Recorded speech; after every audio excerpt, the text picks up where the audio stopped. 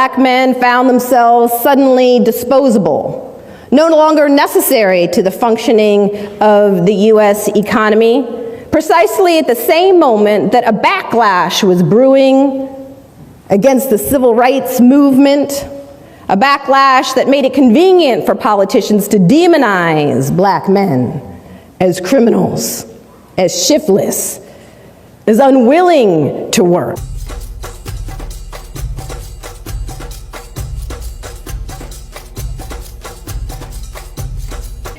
I do not see how we will ever solve the turbulent problem of race confronting our nation until there is an honest confrontation with it and a willing search for the truth and a willingness to admit the truth when we discover it. And so in that vein, I'm going to do my best to tell the truth, the whole truth about race in America today. It is a truth that many Americans will deny, just as they were eager to deny the truth about slavery and Jim Crow in their days. But the truth is this: we as a nation have taken a wrong turn in our stride toward freedom. We've betrayed Dr. King's dream. And perhaps nowhere is it more obvious than right here in the city of Chicago. In this great city, President Barack Obama's hometown, a vast new racial undercaste has emerged, though their plight is rarely mentioned on the evening news. Occasionally, we hear about the homicide rate, the violence that has been spinning out of control, not everywhere, but in certain spaces, certain places, certain communities defined largely by race and class. 108 young people were killed in this city last year alone. Hundreds more were killed with scarcely any notice in the media. Just another Black man gunned down. Another body in the street. When Adia Pendleton was killed, though, the national media took notice, at least for a moment. She was a 15-year-old girl in the wrong place at the wrong time, according to the police. The killing of Adia Pendleton, an honor student shot dead just days after she performed at President Obama's inauguration, became a symbol of the city's stubbornly high homicide rate and something of a pawn. She became something of a pawn in the national debate over gun control. Now, I am grateful, very grateful, that we are having a national debate about gun control, and for the moment, at least, politicians and the media are paying attention to the deaths of Black and brown school children, not just white children killed by deranged mass murderers. But I am deeply disturbed that in this national debate about violence and gun control, there is little honest discussion of why, truly why, some communities are war zones while others are not. For while I support gun control and background checks and all the rest, let me be very clear about that, I think we have got to admit that the reason that some communities are war zones and some are not is not at bottom about the number of guns in those communities. After all, I live in a community where I've come to learn that many of my white neighbors own guns. But my neighborhood is safe.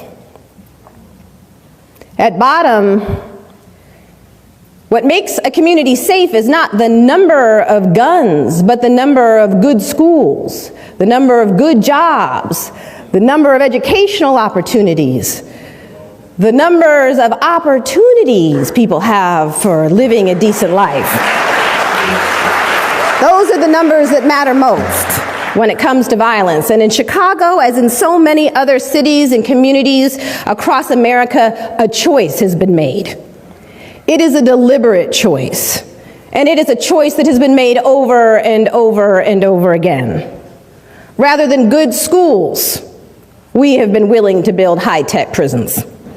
Rather than create jobs and invest in the communities that need it most, we have embarked on an unprecedented race to incarcerate that has left millions of Americans permanently locked up or locked out. William Julius Wilson has written an excellent book about the changes that have occurred in Chicago and other communities around the country entitled When Work Disappears. And in that book, he cites statistics showing that when you control for joblessness, the racial disparities and violent crime disappear. In other words, if you compare white jobless men with black jobless men, rates of violent crime are roughly the same. Men who are jobless, particularly chronically jobless, are more likely to be violent. Now, joblessness does not excuse violence by any means. Most people who are jobless do not resort to violence. But what we know, and what is no secret, is that communities that are plagued by exceedingly high levels of joblessness are likely to be violent. But a shift occurred here in Chicago and in communities across America, urban communities, beginning in the late 50s, early 60s, into the 1970s, where work disappeared. It used to be that factories would be located in urban areas near segregated black communities so those factories could have quick and easy access to cheap black labor. In fact, as late as 1970, more than 70% of all African Americans working in the Chicago area held blue-collar jobs, factory jobs. Almost overnight, those jobs vanished. By 1987, the industrial employment of black men had plummeted to 28%. Due to deindustrialization, globalization, technological advancement, factories closing down, jobs moving overseas, hundreds of thousands of people, overwhelmingly black men, found themselves suddenly jobless, trapped in racially segregated, jobless communities. Trapped. Economic collapse occurred in urban areas across the country. Now, we could have responded to this crisis, to this literal depression occurring in cities like Chicago and Baltimore and Philadelphia and Detroit and beyond. We could have responded to this crisis, this economic collapse, this literal depression, with an outpouring of care, compassion, and concern. We could have responded with bailout packages, economic stimulus programs. We could have provided job training, particularly to young people coming up in these communities so they could make the rough transition from an industrial economy to a service-based economy. But no, we chose a different road, a road more familiar when it comes to matters of race. We chose the road of division, punitiveness, and despair. We as a society ended the war on poverty and declared the war on drugs. Black men found themselves suddenly disposable, no longer necessary to the functioning of the U.S. economy, precisely at the same moment that a backlash was brewing against the civil rights movement, a backlash that made it convenient for politicians to demonize black men as criminals, as shiftless, as unwilling to work. And so this war on drugs was declared, and black men found that they were no longer needed to work in the fields, no longer needed to labor in factories, and they found themselves scapegoats, pawns in political games, the enemy in a new war, and were rounded up by the millions, locked up, and then permanently locked out. And now, decades later, we stand back and say, What's wrong with these people? Why are they killing each other? Why is there so much violence in these communities that we have abandoned? Communities where good schools cannot be found, but high-tech prisons are a drive away. What's wrong with them? I think the deeper question, the more profound question, is what is wrong with us? Why have we been silent for so long? Well, I've been asked to share with you the thesis of my book, The New Jim Crow, Mass Incarceration in the Age of Colorblindness, and I think the title of the book pretty much speaks for itself. I argue that today, in the so-called era of colorblindness, and yes, even in the age of Obama, and even right here in Obama's hometown, something akin to a caste system is alive and well in America. The mass incarceration of poor people of color in the United States is tantamount to a new caste system, one that shuttles our children from decrepit, underfunded schools to these brand new high-tech prisons. It is a system that locks poor people, overwhelmingly poor folks of color, into a permanent second-class status, nearly as effectively as earlier systems of racial and social control once did. In my view, this new system is the moral equivalent of Jim Crow. Now, I'm always very willing, very happy to admit that there was a time that I didn't think this way, that I rejected this kind of talk out of hand. A time when I viewed advocates and activists who were calling the drug war or mass incarceration the new Jim Crow, I thought they were exaggerating, engaging in hyperbole. In fact, there was a time when I thought that people who made those kinds of claims and those kinds of comparisons were actually doing more harm than good to efforts to reform our criminal justice system and achieve greater racial equality in the United States. But I finally woke up.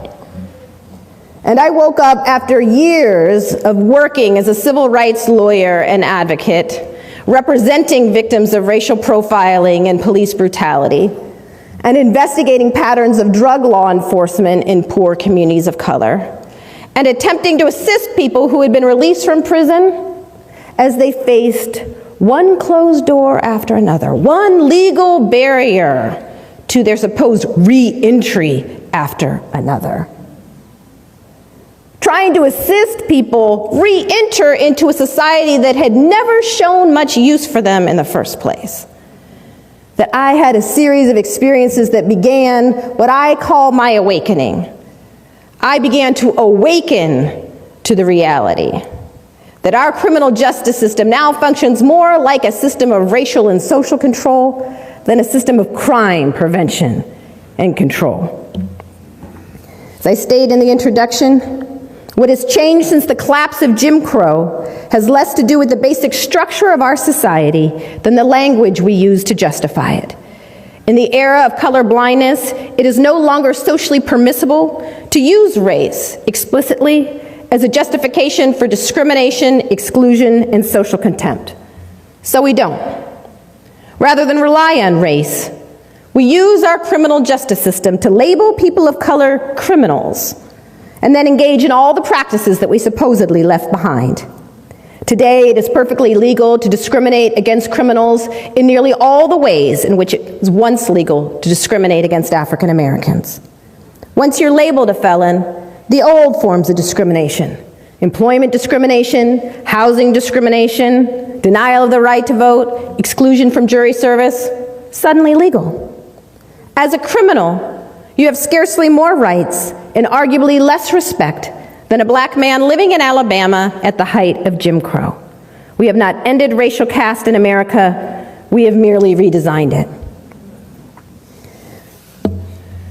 But it took me a while to get to that place.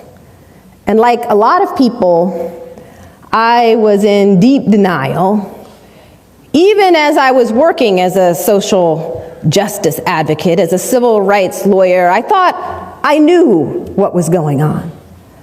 I was disturbed. I was even appalled by the high numbers of black men cycling in and out of our prisons and jails, but I thought, well, that can be explained by the high rates of poverty and bad schools and broken homes, the legacy of inequality.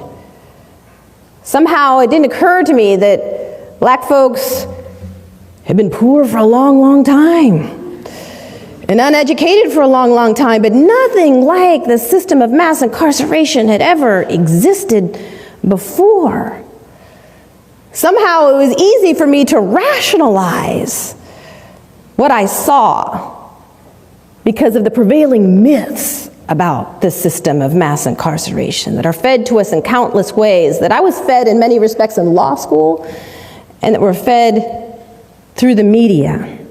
But I had one experience that finally began to open my eyes, that shook me to my core. It involved a young African-American man who was about 19 years old, who walked into my office and forever changed the way I viewed not only our criminal justice system, but how I viewed myself as a civil rights lawyer and advocate.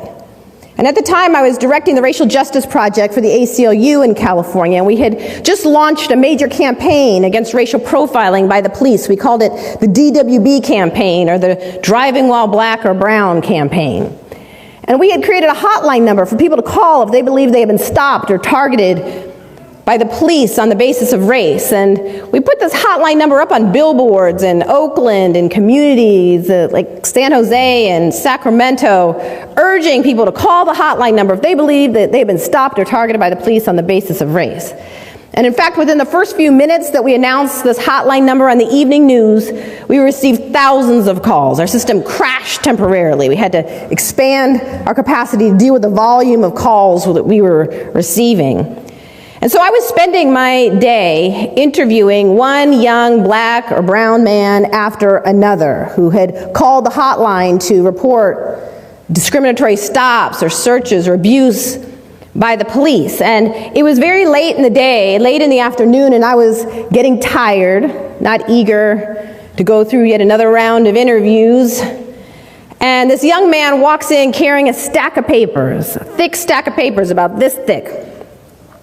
He had taken detailed notes of his encounters with the police in Oakland over about a 9-month period of time. He had descriptions of every stop, every frisk, every time his car was pulled over and searched. He had descriptions of every encounter as well as names of witnesses, who was there, who could corroborate what the police said and what they did. And on top of that, he had names of officers, in some cases even badge numbers of officers. He just had an unbelievable amount of documentation and detail about this pattern of stops, searches, harassment he had been experiencing by the Oakland police. And the stories he was telling were corroborated by other stories we had heard coming out of his neighborhood about what the police were doing there. And so I started to think to myself, well, maybe he's the one. Maybe he's the one. Maybe he can be our named plaintiff in the class action suit we're planning to file against the Oakland Police Department, alleging pattern of practice of profiling and discrimination. And so I started to get excited. I started asking him a bunch of questions, more questions, get more details. And I think, yes, actually, he's a good-looking young man. He'll do well in the media. The jury will like him. He's well-spoken. Thinking, he's the one. And then he said something that made me pause, and I said, what did you say? What did you say? Did you just say you're a drug felon? We had actually been screening people with felony records. When people would call our hotline number, we would send a form to them to fill out, asking them a bunch of questions about their experiences with the police, including, have you ever been convicted of a felony? We believed we couldn't represent someone as a named plaintiff in a racial profiling suit if they had been convicted of a felony, because we knew that if we did, law enforcement and the media would be all over us saying, well, of course the police should be keeping their eye on him. He's a felon. He's a criminal. And we knew that we wouldn't be able to put someone with a felony record on the stand as a named plaintiff in a racial profiling case without them being cross-examined for an hour in front of the jury about their prior criminal history, thus distracting the jury's attention away from the law enforcement conduct and turning it into a trial about young man's prior criminal past. And so we had been screening people with prior criminal records, and he had not marked it on his form, checked the metaphorical box. And so I'm sitting there looking at him saying, did you just say you're a drug felon? And he gets quiet and he says, finally, yeah, I'm a drug felon, but let me tell you what happened to me. Let me tell you what happened. Police planted drugs on me. They set up me and my friend. They beat us up. They framed us. He starts telling me this long story about how he'd been framed by the police, and the police planted drugs on them, beat them up, and I'm just saying, oh, I'm sorry. I am sorry. I'm not going to be able to represent you if you have a felony record. And I tried to explain to him why that was the case and how I could understand that why it would seem unfair or wrong. He keeps trying to give me more information, more details. Now he's giving me the names of those officers, their badge numbers, who can corroborate that story. And I am sorry. I am sorry. I am not going to be able to represent you.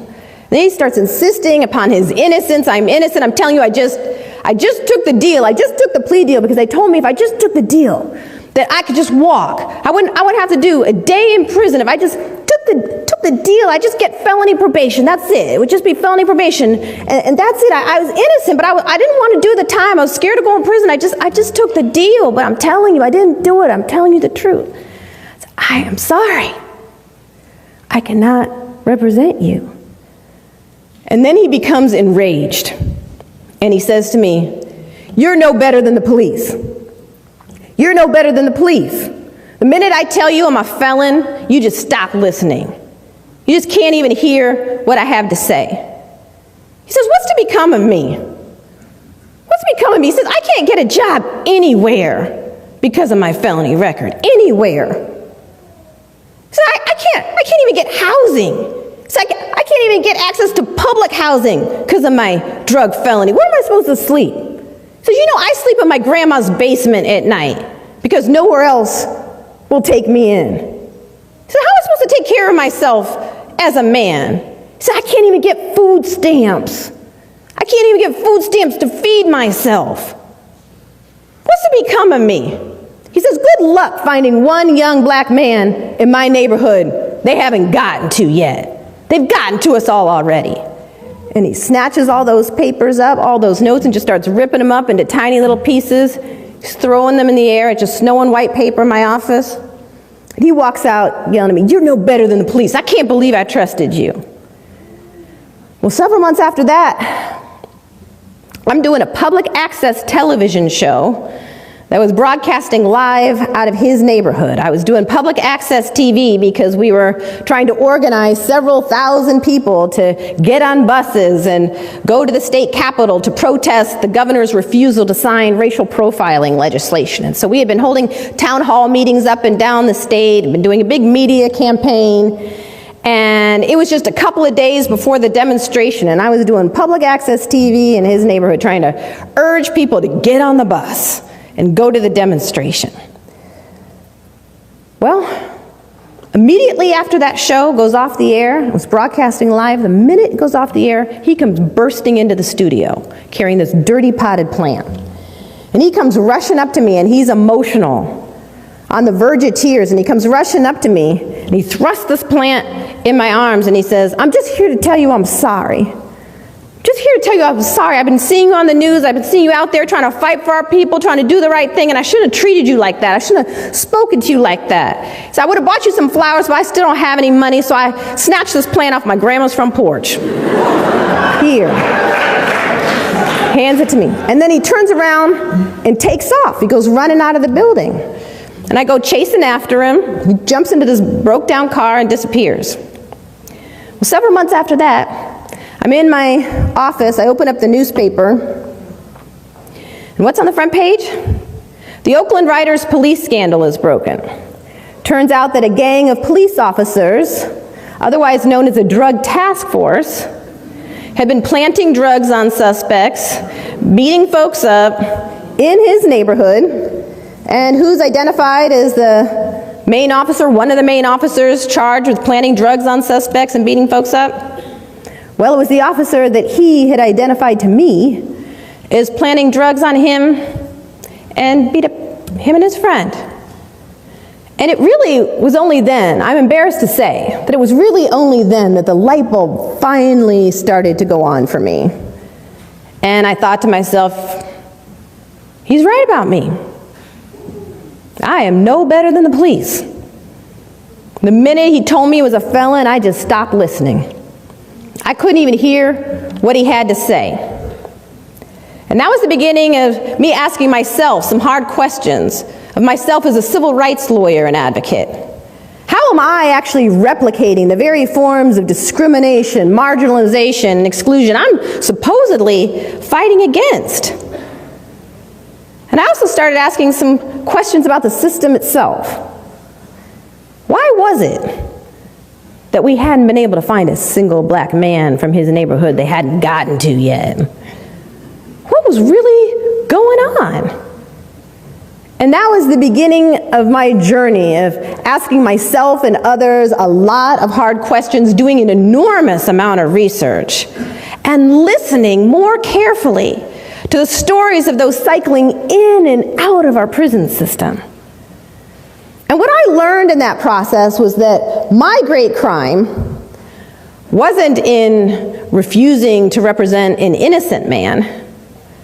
My great crime was in imagining that there was some path to racial justice that did not include those we view as guilty. And I also learned some facts that blew my mind. I learned there are more African American adults under correctional control today, in prison or jail, on probation or parole, than were enslaved in 1850. A decade before the Civil War began. I learned that as of 2004, more black men were disenfranchised than in 1870, the year the 15th Amendment was ratified, prohibiting laws that explicitly deny the right to vote on the basis of race. Now, of course, during the Jim Crow era, poll taxes and literacy tests operated to keep black folks from the polls. Well, today, in some states, felon disenfranchisement laws accomplish what poll taxes and literacy tests ultimately could not. A black child born today has less of a chance of being raised by both parents than a black child born during slavery. And this is due in no small part to the mass incarceration of black men. The first article to appear in the mainstream press, I believe, about this was in The Economist magazine, entitled "How the Mass Incarceration of Black Men Harms Black Women." And in the article, it was explained that the majority of black women in the United States, including about 70% of black professional women, are unmarried, and that this is due largely to the mass incarceration of black men, which takes them out of the dating pool at the years they would be most likely to commit to a partner or to a family. But what's worse is that by branding them criminals and felons at early ages, often before they're even old enough to vote, they're rendered permanently unemployable in the legal job market for the most part, virtually guaranteeing that most will cycle in and out of prison, sometimes for the rest of their lives. Now, this isn't a phenomenon that affects just some small segment of the African American community. No, to the contrary, in major urban areas in the United States today, more than half of working-age African American men now have criminal records and are thus subject to legalized discrimination for the rest of their lives. It was reported a number of years ago that here in Chicago, right here in Chicago, if you take into account prisoners, if you actually count them as people, and of course, prisoners are excluded from poverty statistics and unemployment data, thus masking the severity of racial inequality in the United States. But if you actually count prisoners as people in the Chicago area, nearly 80% of working-age African American men have criminal records and are thus subject to legalized discrimination for the rest of their lives. These men are part of a growing undercaste, not class caste, a group of people defined largely by race, relegated to a permanent second-class status by law. Now, I find that today, when I tell people that I now finally believe that mass incarceration is like a new Jim Crow, a new caste-like system, people react with this shocked disbelief. They say, "How can you say that? How can you say that? Our criminal justice system isn't a system of racial control, it's a system of crime control. And if black people just stop running around committing so many crimes, we wouldn't have to worry about being locked up and then stripped of their basic civil and human rights." But therein lies the greatest myth about mass incarceration. Namely, that it's been driven simply by crime and crime rates. It's just not true. Our prison population quintupled within a 30-year period of time. Not doubled or tripled, but quintupled within a 30-year period of time. We went from a prison population of roughly 300,000 to we're now have an incarcerated population of well over 2 million, the highest rate of incarceration in the world. But this can't be explained simply by crime or crime rates. During that 30-year period of time when our incarceration rates quintupled, crime rates in the United States fluctuated. They went up, they went down, they went back up again, went down again. And today, as bad as crime rates are in places like Chicago, nationally, crime rates are at historical lows. But incarceration rates have consistently soared. Most criminologists and sociologists today will acknowledge that crime rates and incarceration rates in the United States have moved independently of one another. Incarceration rates, especially black incarceration rates, have soared regardless of whether crime is going up or down in any given community or the nation as a whole. So what explains the sudden explosion in incarceration rates, the birth of a prison system unprecedented in world history, if not simply crime and crime rates? Well, the answer is the war on drugs and the Get Tough movement, that wave of punitiveness that washed over the United States. Drug convictions alone, just drug convictions alone, accounted for about 2/3 of the increase in the federal prison system and more than half of the increase in the state prison system between 1985 and 2000, the period of our prison system's most dramatic expansion. Drug convictions have increased more than 1,000% since the drug war began. I mean, to get a sense of how large a contribution the drug war has made to mass incarceration, consider this. There are more people in prisons and jails today just for drug offenses than were incarcerated for all reasons in 1980. Now, most Americans violate drug laws in their lifetime. Most do. You don't have to raise your hand. But the enemy in this war has been racially defined. Not by accident, this drug war has been waged almost exclusively in poor communities of color. Even though studies have consistently shown now for decades that, contrary to popular belief, people of color are no more likely to use or sell illegal drugs than whites. That's right, or sell. Now that defies our basic racial stereotypes about who a drug dealer is. If you picture a drug dealer in your mind, who do you see? There was actually a study conducted on this subject in the mid-1990s, a national survey.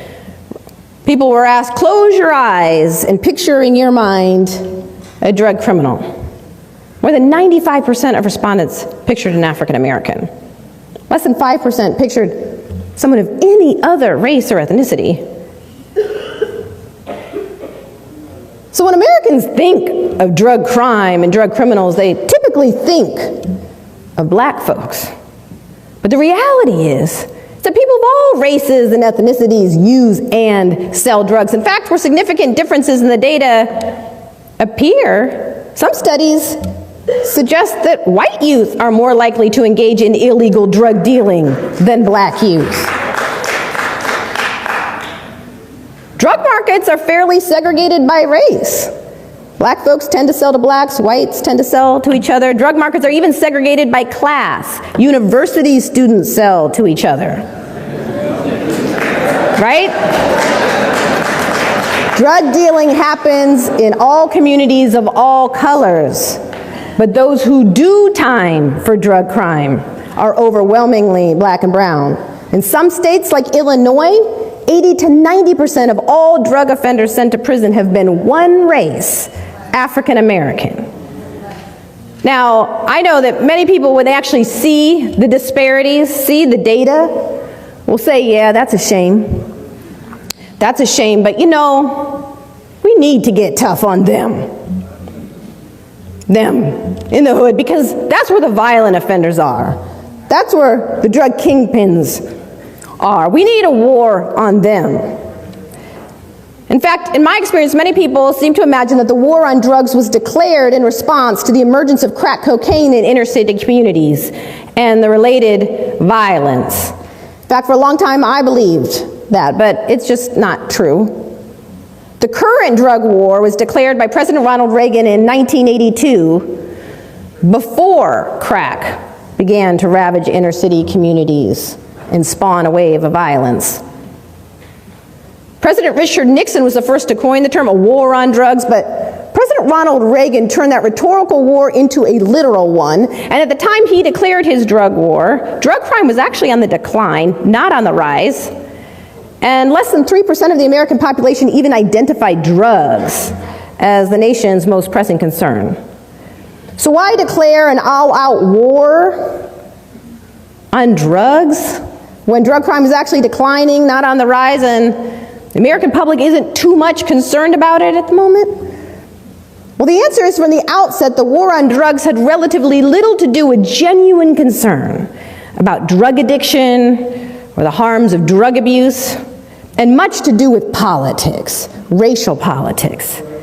Numerous historians and political scientists have now documented that the war on drugs was part of a grand Republican Party strategy known as the Southern Strategy of using racially coded get tough appeals on issues of crime and welfare to appeal to poor and working class whites, particularly in the South, who are anxious about, resentful of, fearful of many of the gains of African Americans in the civil rights movement.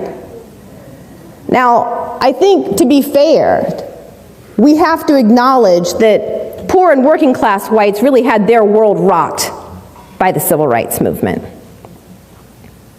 You know, wealthy whites could send their kids to private schools, give their kids all of the advantages that wealth has to offer. But poor and working class whites, many of whom were themselves struggling for survival, many of whom in the South were themselves illiterate, they faced a social demotion. It was their kids that might get bused across town to go to a school that they believed was inferior.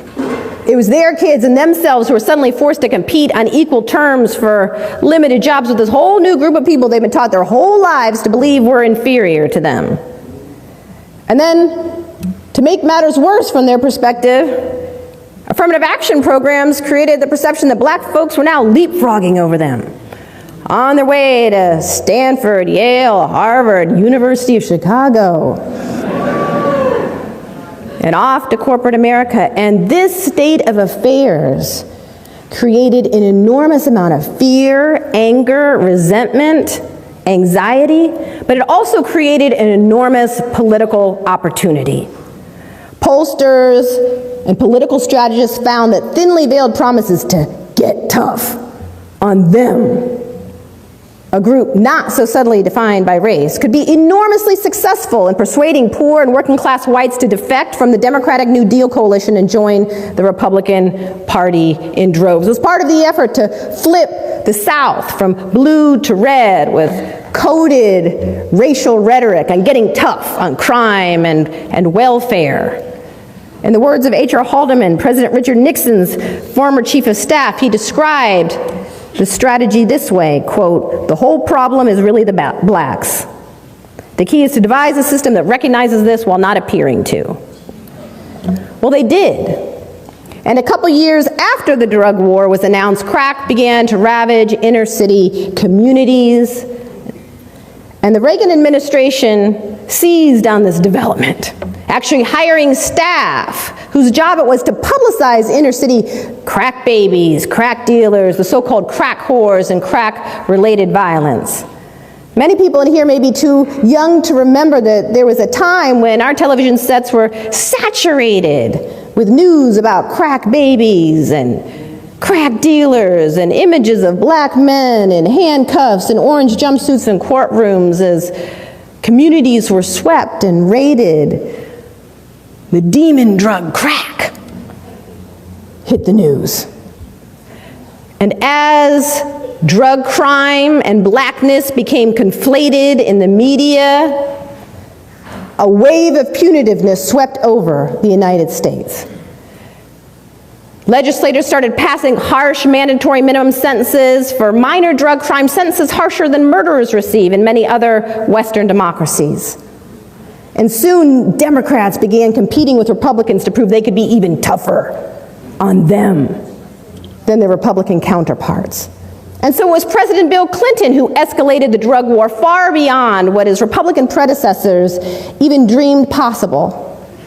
And it was the Clinton administration that championed the laws banning drug offenders from federal financial aid for schooling upon release, banning drug offenders and people with criminal records from public housing. It was the Clinton administration that championed the federal law denying food stamps to people with drug felonies. To a large extent, so many of the rules, laws, policies, and practices that constitute the basic architecture of this new caste system were championed by a Democratic administration, desperate to win back those so-called white swing voters, the folks who had defected from the Democratic Party in the wake of the civil rights movement. But of course, there were more than a few black politicians and black voices that were saying, get tough too. The crack epidemic in particular had created violence that was spinning out of control. And fear was sweeping many communities about what this drug was doing. And one thing that has become abundantly clear to poor communities of color is that if you ask for good schools, you aren't likely to get them. If you ask for jobs or economic investment, you won't get that either. But what we've learned is that the one thing poor folks of color can ask for and get are police and prisons. But it seems we got more than we bargained for. For now here we are, decades later, with millions of people cycling in and out of prison, trapped in a perpetual undercast. Now I find that still many people who are familiar with this racial history will say, well, that's a shame too. But we still need to get tough on them, declare a war on them, because that is where the violent offenders are and the drug kingpins. What people don't realize is that this drug war has never been focused primarily on rooting out the violent offenders or the drug kingpins. Federal funding in this war has flowed to those state and local law enforcement agencies that have boosted the sheer numbers of drug arrests. It's become a numbers game. State and local law enforcement agencies have been rewarded in cash through programs like the Edward Byrne Memorial Grant Program for the sheer numbers of people arrested for drug offenses, virtually guaranteeing that law enforcement will go out looking for the so-called low-hanging fruit, stopping, frisking, searching as many people as possible to boost their numbers up. And the results have been predictable. The overwhelming majority of people arrested in the drug war have been arrested for non-violent, relatively minor offenses. In fact, in the 1990s, the period of the greatest escalation of the drug war, nearly 80% of the increase in drug arrests were for marijuana possession, a drug less harmful than alcohol or tobacco, and at least, if not more prevalent, in middle-class white communities and on college campuses as it is in the hood. But by waging this drug war almost exclusively in the hood, we've managed to create a vast new racial undercast in an astonishingly short period of time. Now, where has the U.S. Supreme Court been in all of this? Well, far from resisting the rise of mass incarceration, the U.S. Supreme Court has eviscerated Fourth Amendment protections against unreasonable searches and seizures. The U.S. Supreme Court has granted the police license to stop, frisk, search just about anyone, anywhere, as long as they get consent. And what is consent? Well, consent is when a police officer walks up to a young man. The officer has one hand on his gun and says, "Son, will you put your arms up in the air so I can frisk you, see if you got anything on you?" The kid says, That's consent, and that young man just waived his Fourth Amendment protections against unreasonable searches and seizures. The police do not have to have a shred of evidence, no reasonable suspicion, no probable cause, nothing to engage in that search and that encounter. And while that may seem like no big deal, just an inconvenience, momentary humiliation, that gets played out over and over and over and over again. The New York Police Department reported that in 1 year alone, they stopped and frisked more than 600,000 people. In 1 year alone, overwhelmingly black and brown men. But the U.S. Supreme Court, through a series of decisions beginning with McCleskey versus Kemp and then Armstrong versus the United States, has ruled that we cannot challenge these racial disparities now in a court of law. The court has ruled that it does not matter how overwhelming the statistical evidence might be of discrimination. The court has ruled explicitly that it does not matter how severe the racial disparities are. Unless you can offer proof of conscious, intentional bias, tantamount to an admission by an officer, they acted with discriminatory intent, you can't even state a claim for race discrimination in our criminal justice system today. So many of the racial profiling cases that I was bringing 10 years ago or more can't even be filed today. The court has closed the courthouse doors to claims of racial bias at every stage of the criminal justice process, from stops and searches to plea bargaining and sentencing. This has made it virtually impossible to challenge bias in our system today. Because after all, in this so-called era of colorblindness, most officers, like the rest of us, know better than to state our racial biases out loud. Most police officers know better than to say, "Well, yes, Your Honor, I stopped him, I frisked him because he was black." Most police officers know better than to state their stereotypes or their biases or their racial motivations out loud.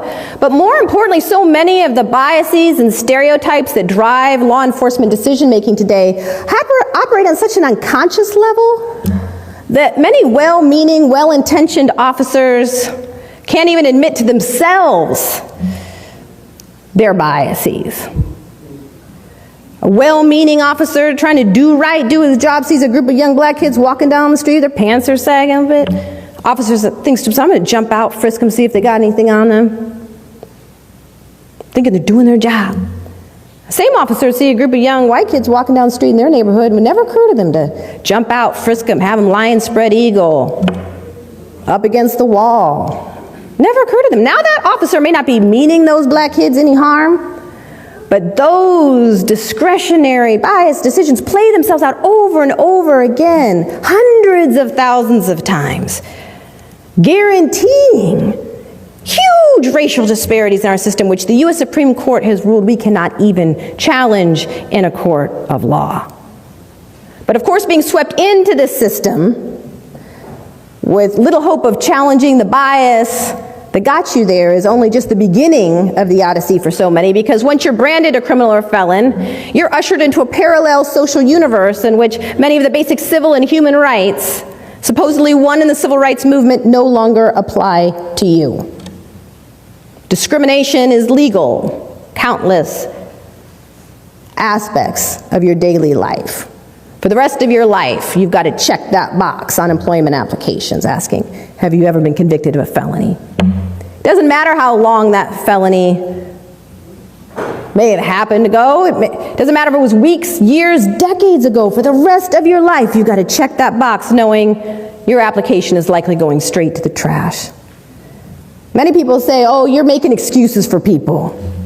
You're making excuses. I mean, when you get out of prison, it may be hard, it may be tough, but if you really apply yourself, you just hustle, get out there, look for a job. You can find a good job. I mean, you could get a job at McDonald's or something.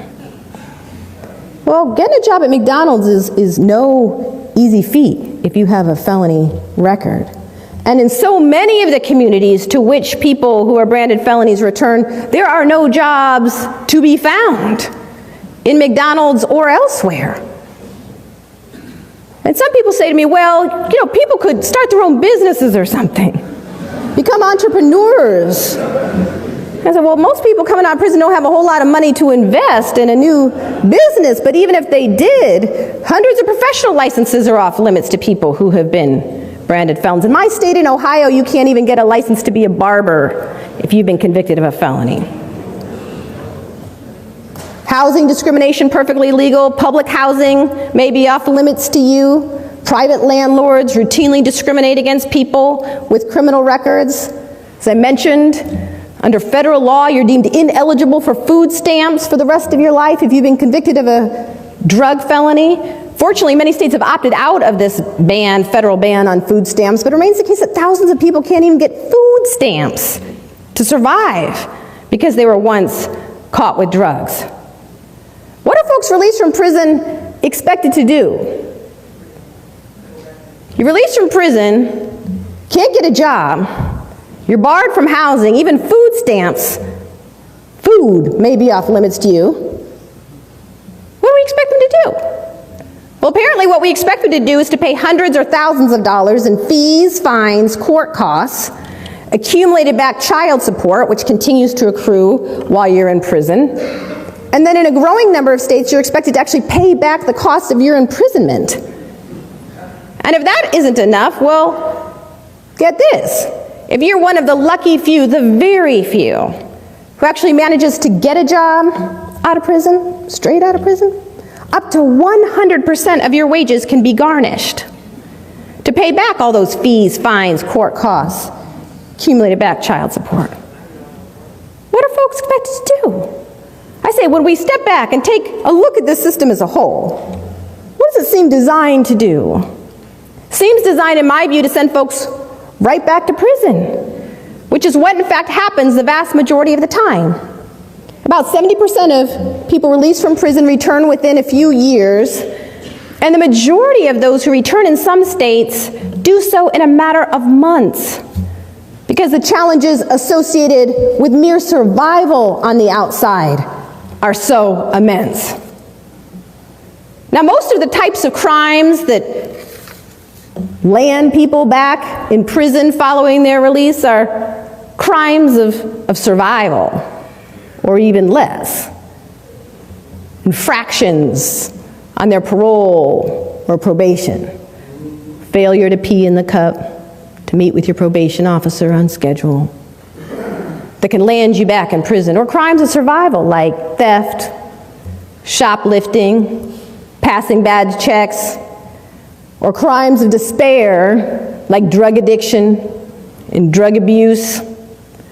But of course, some people released from prison also commit crimes of violence. Now, we claim to care a whole lot about violence, and yet we have created a system which virtually guarantees that millions of people will be unable to work, will be locked out of the legal economy, that will be set adrift. We create masses of jobless people stuck in a perpetual undercast. And nowhere is that more obvious than right here in Chicago. Chicago has been ground zero in the drug war. It was recently reported that more than 70% of all criminal cases in Chicago involve a Class D felony drug possession charge, the lowest level felony. To put the situation here in Chicago in some perspective, and to put the violence here in Chicago in some perspective, consider this. The parents of the young men who are members of gangs today, the parents of those young men were themselves targets of the drug war in the 1980s and into the 1990s. In 1999, only 992 black men received a bachelor's degree from Illinois state universities, while roughly 7,000 black men were released from state prison that year just for drug offenses alone. They are the parents of the young men who now find themselves trapped in the undercast, too often venting their rage and frustration on one another. A 50-year-old African-American man told me recently a story about when he was in prison. He was in federal prison.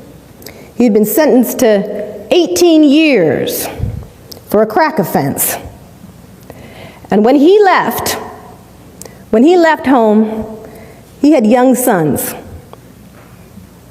And just as he was preparing for release for his federal prison term, his sons began to join him behind bars. And it wasn't just his sons, but the neighbors' sons. All the boys on the block were coming in too. The generational cycle had begun as father and son found themselves trapped, cycling in and out of the system. Now we have millions of people trapped in the system. Estimated more than 60 million people with criminal records in the United States today. Cycling in and out. What do we do? Where do we go from here? Now, my own view is that if we're serious about ending this, if we're serious about dismantling mass incarceration, indeed dismantling this entire caste-like system that views people as disposable, if we're serious about this, nothing less than a major social movement will do. And if you're tempted to believe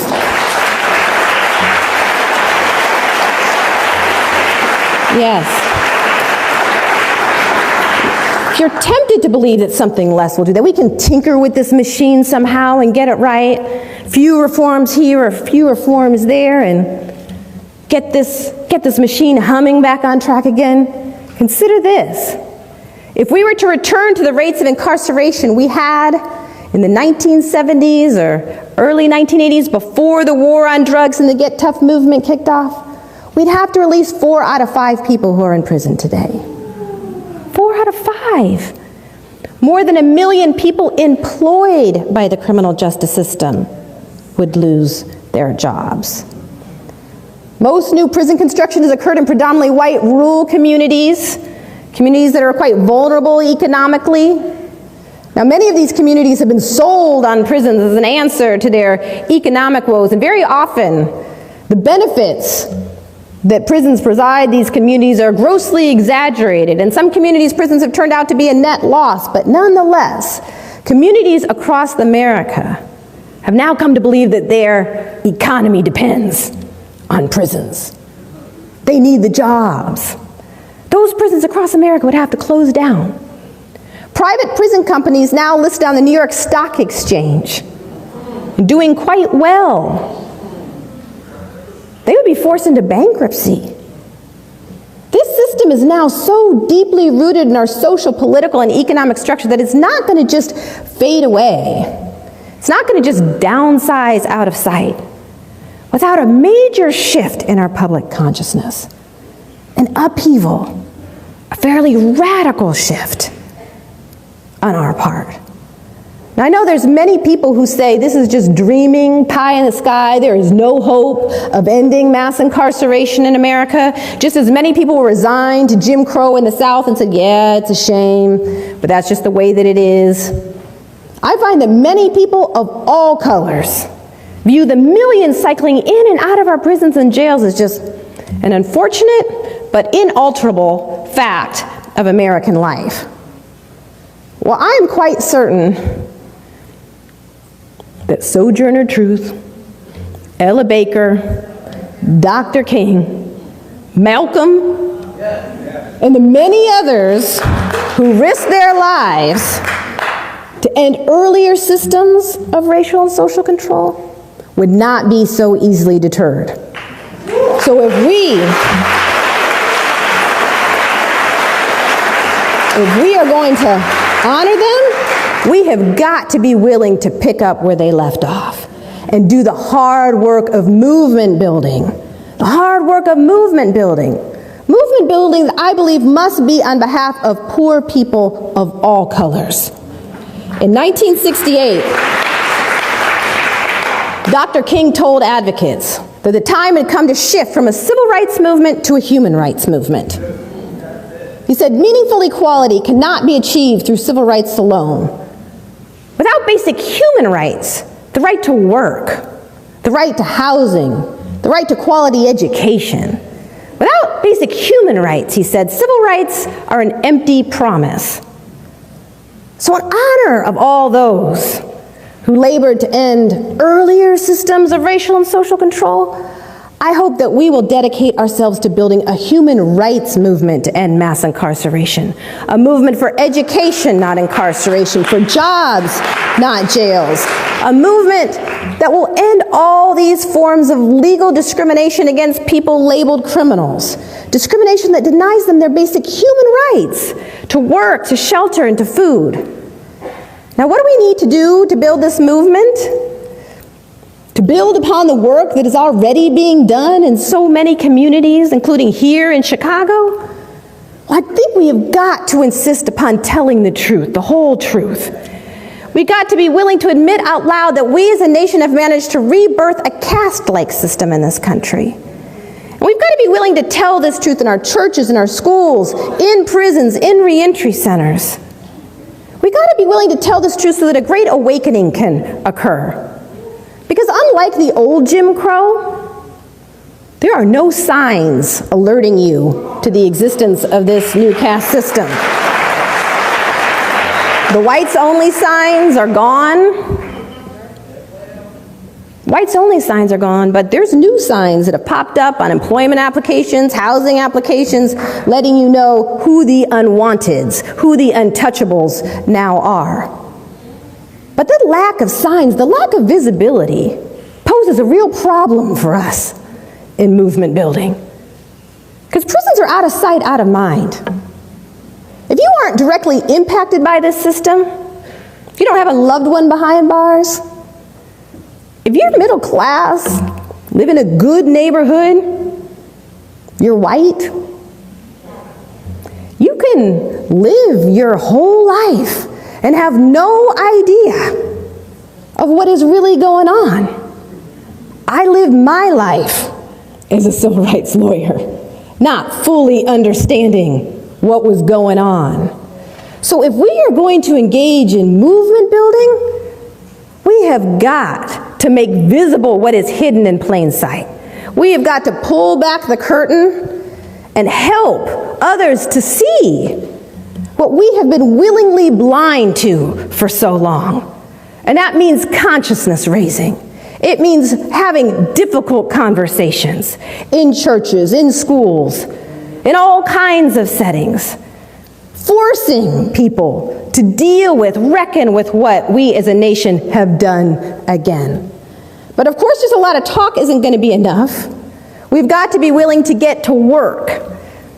And in my view, that means being willing to build an underground railroad for people released from prison. An underground railroad for those who are trying to make a genuine break for real freedom. Opening our schools, opening our doors of employment, opening our homes, opening our hearts to people who desperately need, not just support finding work and housing and food, and they need that, but who also need love, who also need acceptance, who need to know that we believe in them and are willing to stand with them as they make a genuine break for real freedom.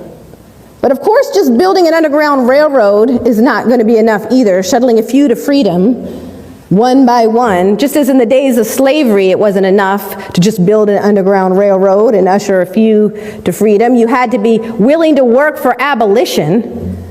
I believe that today we have got to be willing to work for the abolition of the system of mass incarceration as a whole. And that means ending the war on drugs once and for all. Just end it. We have spent $1 trillion now waging this drug war since it began. $1 trillion. We're constantly being told we don't have enough money to pay our teachers. We don't have enough money for job programs, for economic investment in the communities that need it most. But apparently we had $1 trillion to blow. And we spent it locking people up rather than investing in the communities that needed it most. So it's time to shift to a public health model for dealing with drug addiction and drug abuse and stop criminalizing what is ultimately a public health problem for some. And we've also got to end all these forms of legal discrimination against people released from prison, discrimination that denies them basic human rights to work, to shelter, and to food. But last but not least, we have got to shift from a purely punitive approach to dealing with violence and violent crime in our communities to a more rehabilitative and restorative approach. Yes, one that takes seriously the interests of the victim, the offender, and the community as a whole. So we have got a lot of work to do.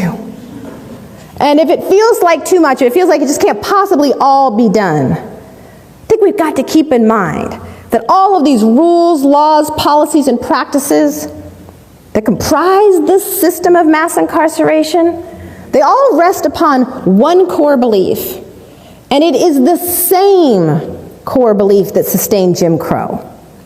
It is the belief that some of us are not worthy of genuine care, compassion, or concern. And when we effectively challenge that core belief, all of this begins to fall like dominoes. A multiracial, multi-ethnic human rights movement must be born, one that takes seriously the dignity and humanity of all people. And it's got to be multiracial and multi-ethnic.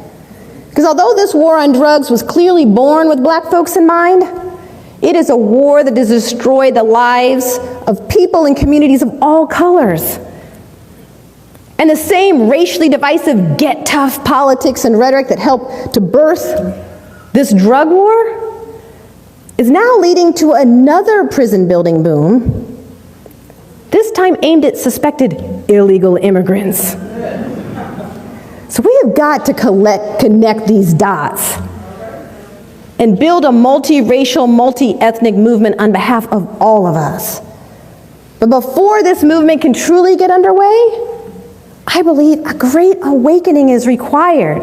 We have got to collectively awaken from this colorblind slumber that we've been in to the realities of race in America. And we've got to be willing to embrace those labeled criminals. Not necessarily all their behavior, but them, their humanness. For it has been the refusal and failure to recognize the dignity and humanity of all people that has been the sturdy foundation of every caste system that has ever existed in the United States or anywhere else in the world.